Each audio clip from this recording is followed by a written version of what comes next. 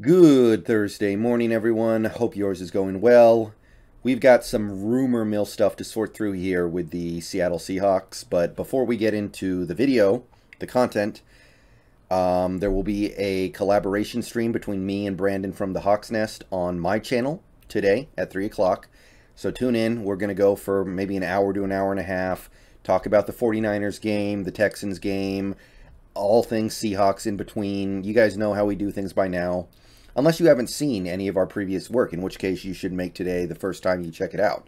So go make plans later today, 3 o'clock my time. So about 6 hours after this video goes live, me and the Hawks Nest will be going live to discuss all things Seattle Seahawks. So hope to see you there, my channel this week. All right. So we had ourselves quite a little rumor yesterday, and I wasn't sure if I should make a video about this, but I know a lot of people have it on their minds. A lot of people heard about this. A lot of people saw this. And some of them, maybe even a lot of them, still kind of want to know what's going on here. Is this real? Is this fake? What does it mean? What what is the significance? This is a big deal, potentially. If this is true, if there's any basis in reality with this report, it's a pretty huge deal. And we've seen this before, so it's not immediately impossible to believe. So, Jordan Schultz on Twitter had this to say yesterday. Sources, Russell Wilson would strongly consider waiving his no-trade clause for the Giants, Broncos, and Saints. Now, we've been here before. Wilson did it to us in the offseason. He dropped a list of teams that he would be okay being traded to. So, it seems like his list has changed a little bit, or actually quite a bit, but that makes sense. Some teams have now gotten quarterbacks, and of course, you would understand that some of the teams that you had on your list last year, like the Bears, are not really a realistic option anymore. So this immediately strikes you as somewhat believable, but is it actually real? And I'm going to say it right now, the answer to that question is probably no, but I don't want to just say no. I want to actually go into why the answer is no.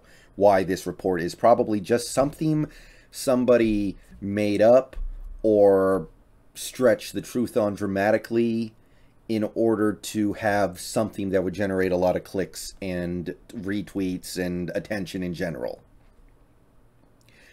So, looking at this list, first of all, it's a little curious, isn't it?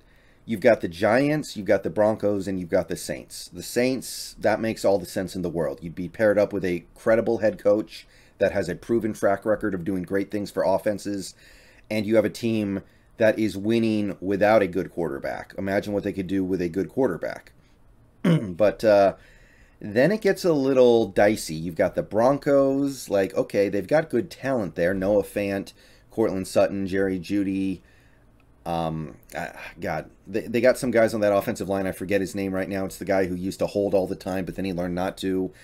They got some things going on that defense. It's not a bad team, but it is a team that needs a new head coach very desperately, and you don't know who they're going to get right now. And the Giants, okay, maybe, but if you're going to put the Giants there, where are the Eagles? Where are the Steelers? Where are the...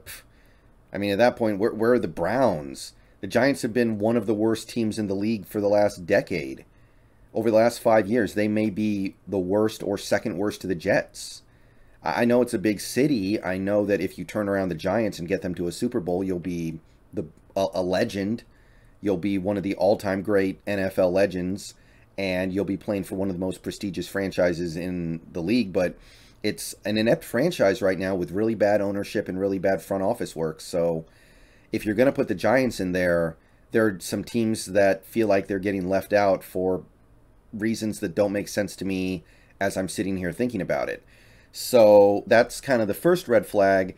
And after this tweet was made, we had a couple people jumping into the conversation. So I'm going to run through it real quick just to kind of establish a timeline here. Jake Heaps came in, and look, Jake Heaps is a Russell Wilson guy. He is a Russell Wilson shill. No doubt about it. But I think he does have some credibility here. Probably more than Jordan Schultz for reasons that I'll get into later.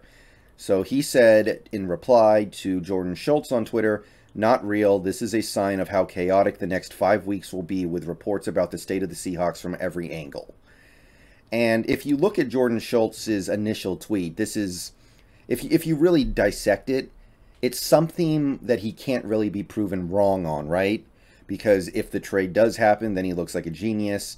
If it doesn't, then you can say, well, I didn't say the Seahawks would trade him to those teams. I didn't say that Wilson definitely would. I said he would strongly consider. It's one of those stories that gives you a lot of leeway to say, no, I didn't get anything wrong. I just heard something, went with it, and I didn't go that way, but I never said anything was guaranteed.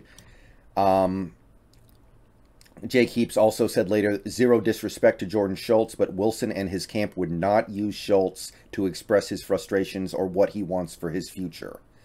Now, that's debatable, but hey, it's a consideration. Okay, so we also have a Greg Bell here, and he chimes in with his own take on the Jordan Schultz report. "Oh, we back on this again, shaking my head. His consideration of waiving his no-trade clause means zero when his team has no intention, want, desire, care to trade him, period. Seahawks have the ultimate no-trade clause on Wilson. They don't want to trade him equals he doesn't get traded. Next." So, technically, Greg Bell is not saying that the Seahawks do not want to trade Wilson.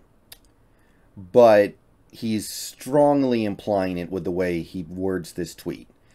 Now, what he says is obviously kind of a tautology, right? Like, if the team doesn't want to trade him, then he's not going to get traded. That's true of every player who has ever played the sport. But for Greg Bell to tweet this the way that he is, he has to be pretty confident, I think, that the Seahawks are not interested in trading Wilson right now. And I believe that that is probably the case as of right now. I'm not convinced it's going to be true in the offseason. It may not remain true if Wilson actually requests a trade, but it's just reinforcement from the other side. And finally, we had this from John Clayton, who was kind of echoing the sentiments of Greg Bell on 937 The Fan. "Russell Wilson will play for the Seahawks in 2022. This has been the most overrated story in my 50 years of covering the National Football League." So John Clayton is saying that there's nothing to talk about here. This is a non-story. He's staking some of his journalistic credibility on it by making a statement this flatly and plainly. Like, if Wilson gets traded somewhere else this offseason, Clayton looks pretty bad here. And as a sports reporter, your credibility, it affects how much people listen to you, right? Like, I always listen to Adam Schefter when he says stuff because he's built up a lot of credibility. But then there are people who I don't listen to because they don't have credibility because they've lied in the past. And hold that thought for a minute here, because we're going to loop back around to that idea when we're talking about Jordan Schultz. But so we had a few people who were coming in saying that this report is fake, this report is not real, or this report is irrelevant. So it seems to me very likely that with all these different bullets flying from different locations on the Jordan Schultz report, it's probably just something somebody either made up or drastically stretched in order to get something compelling to tweet and to get attention. All right, so the final thing I want to go over is Jordan Schultz's credibility himself. He is kind of known for messing around like this and making stuff up trying to get attention. The recent example would be the John Wall stuff. So Jordan Schultz said that John Wall wants to be the first option for the Houston Rockets. John Wall came out and said that is a lie, that is not true. So granted, it is he said, but Jordan Schultz has gotten involved in other stories like this recently, so I think there's enough here to say that this report can't be taken very seriously, and Jordan Schultz is not a very reliable reporter here, and the things that he says should be treated kind of like the NFL Rumors Twitter account, which says everything under the sun and then deletes any tweets that end up being incorrect after the fact. Now, don't get it twisted. I will not be surprised if Wilson is traded this offseason. I'll say it again. Russell Wilson provided a list of teams that he was willing to be traded for last offseason. He did that. Now, whether or not he did this list in the middle of the season, which would be really kind of, that would be really kind of weak sauce. That would be really kind of lame on his part. Whether or not he did this, we do know that he did that last offseason. So we know the possibility of leaving has crossed his mind, and he is at least somewhat okay with it. It would not surprise me if the team takes a step back this offseason and decides, you know what, we cannot have an aging franchise quarterback right now. We don't have this roster to support him. We need to do some things that are going to take some time. Wilson doesn't have time. Maybe they do reconsider. But the point I'm trying to get to here is that it seems very likely to me that this report is something that is being falsified, and I wouldn't take it that seriously. If Russell Wilson is actually producing a list of teams that he would waive the no-trade clause for in the middle of the season, then he probably really does want out. But I don't think that happened.